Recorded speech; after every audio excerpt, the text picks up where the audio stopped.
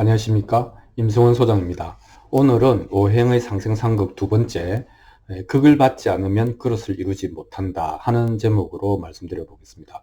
이제 극을 받는다는 것은 결국 도전을 받는다는 것이죠. 그래서 인생이라고 하는 것은 이제 도전에 대한 응전이라고도 할 수 있는데, 이 도전이 적절하면 우리는 응전력을 키우게 되고 그것이 우리를 성공으로 인도할 수 있다, 이렇게 이야기하겠습니다. 반대로 너무 그걸 받지 않으면, 너무 우리 인생에서 도전을 받지 않으면 우리가 단련될 수가 없다, 그렇게 해서 오행은 상생과 상극이 적당히 있어야 된다, 이런 얘기를 드리고자 합니다.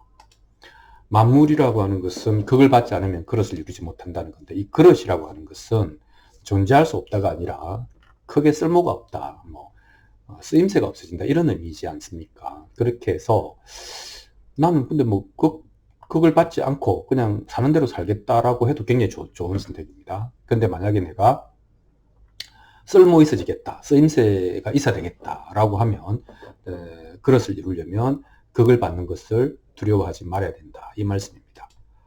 보통 이제 이걸 역학 용어로는 무극불기, 그죠? 나를 극하는 것이 없으면 내가 그것을 이룰 수가 없다. 나를 극하는 것을 이기고 겪어서 그것을 이룬다, 이런 뜻이죠. 그래서 이제 이거를 이제 극즉생이라고도 합니다. 극하는 것은 나를 이제 찌그러뜨린다고 생각하는데, 그것이 아니고 나를 적당히 극하는 것이 오히려 나를 살려주는 것이다, 이렇게 이야기를 할 수가 있습니다. 오행에 대입시켜 보면 우리가 이제 목극토라고 알고 있지만 실제로 목생토의 작용을 한다는 것이죠. 그러니까 오행의 상생상극 작용은 항상 겉만 보면 안 되고 그 내면, 속과 결과를 다 봐야 됩니다. 자, 이런 산이 있다고 생각합시다. 산은 흙으로 이루어져 있는데, 이 토산이 나무나 풀이 없는 민둥산이라면 비가 오면 이 흙이 다 유실되겠죠.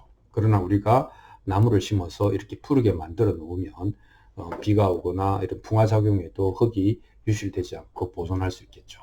그러니까 목생토가 결과적으로 성립하는 것입니다. 토도 마찬가지죠. 우리는 토극수라고 생각하고 있는데, 물은 이제 흙으로 막힌다, 또는 그래서 물이 자유롭지 못하다, 이렇게 얘기할 수 있지만 실제로는 이제 토생수의 의미가 있는 거죠. 이때 생한다는 말은 즉 그릇, 쓸모를 말하는 것이죠. 예를 들면 댐이 있다고 치면 이 댐을 막아서 물을 가두어 놓으면 이걸 홍수 조절과 농업용수와 발전 등등으로 쓸모 있게 할 수 있지 않습니까? 그러니까 만물은 극을 받아야 그릇을 이룬다라고 하는 것이 여전히 토극수에도 적용이 되는 것이죠. 우리가 이제 또 수극화, 물이 불을 끈다, 되게 대단히 직관적으로 이야기할 수 있는데, 이것도 수생화의 이치가 적용이 된다고 하겠습니다. 이 그림은 자동차 엔진의 냉각수인데, 원자력 발전소의 냉각탑일 수도 있고요. 그러니까 이제 물을 통해서 엔진의 뜨거움, 엔진이 과열되는 것을 막는 것, 그것이 수극화의 작용이죠. 그러면 뭐가 됩니까? 엔진이, 그러니까 이 불이 계속 자기 역할을 수행할 수 있도록 도와주는 것이죠. 극하는 것이 아니고. 그래서 극즉생이 성립한다고 하겠습니다. 자, 우리가 또 화극금 너무나 잘 알죠. 금속이 불에 녹는데, 이거는 화극금 또는 화생금이라고도 이미 역학에서 표현할 정도로 일반적으로 알려져 있는 내용이죠.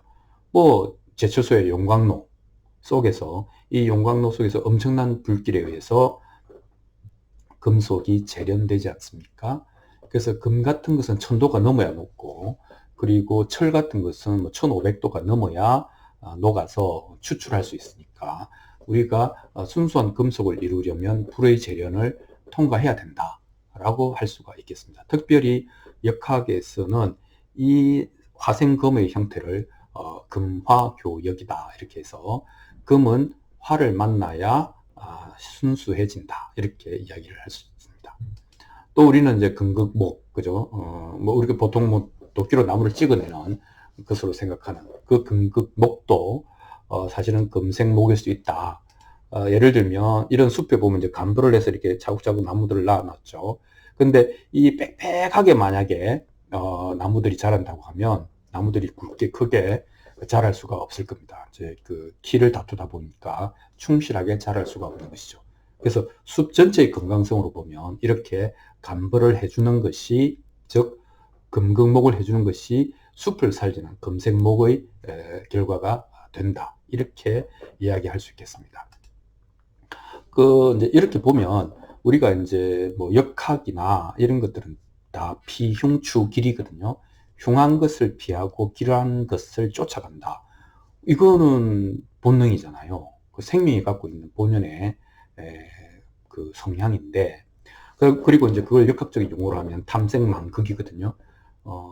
이 생해주는 것, 나를 도와주는 것을 탐내고 나를 극하는 것을 싫어한다, 이런 뜻이 되는데, 이것은 인간의 본능입니다.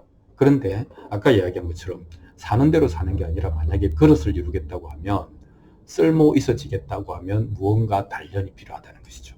그래서 우리가 이제 인생을 살아가면서 거절당하는 것을 되게 이제 힘들어하고, 그럼 자존감도 내려가고, 거절당하는 것은 큰 스트레스이지만, 생각을 해보면 거절당하는 것 자체가 일이 이루어져 가는 패스할 수 없는, 생략할 수 없는 과정이다, 이렇게 말할 수도 있는 것이죠. 그래서 성경에서도 환난 중에 기뻐하라, 환난은 연단을 낳고 연단은 인내를 낳고 인내는 성품을 이루나니라, 이렇게 이제 표현을 하지 않습니까? 이게 그릇을 이룬다라고 하는 것의 정확한 의미이거든요. 그래서 우리는 그 도전을 받아서, 극을 받아서 그것을 잘 이겨내고 단련이 되면 우리는 쓸모 있어진다, 이렇게 이야기를 할 수 있겠습니다. 그래서 이제 앞전에는 너무 많이 도와주는 것이 꼭 좋은 것은 아니다, 그건 독이 될 수 있다고 했고, 또 이번에는 너무 도전을 받지 않는 것도 좋은 것 아니다, 그것도 내가 쓸모있게 되는데 도움이 안 된다, 이렇게 말하는 것이죠. 물론 모든 생명은 사랑받기를 원하고, 그죠? 지나치게 제어, 통제받기를 원하지 않습니다. 하지만 세상의 이치라고 하는 것은 그 안에 또 다른 음양의 반전이 있다. 그래서 생해준다고 해서 무조건 좋은 것이 아니며, 극한다고 해서 무조건 나쁜 것이 아니다, 그렇게 이야기할 수 있겠습니다. 오늘은 두 번째, 만물은 극을 받아서 그릇을 이룬다 하는 얘기를 여러분과 함께 나누었습니다. 감사합니다.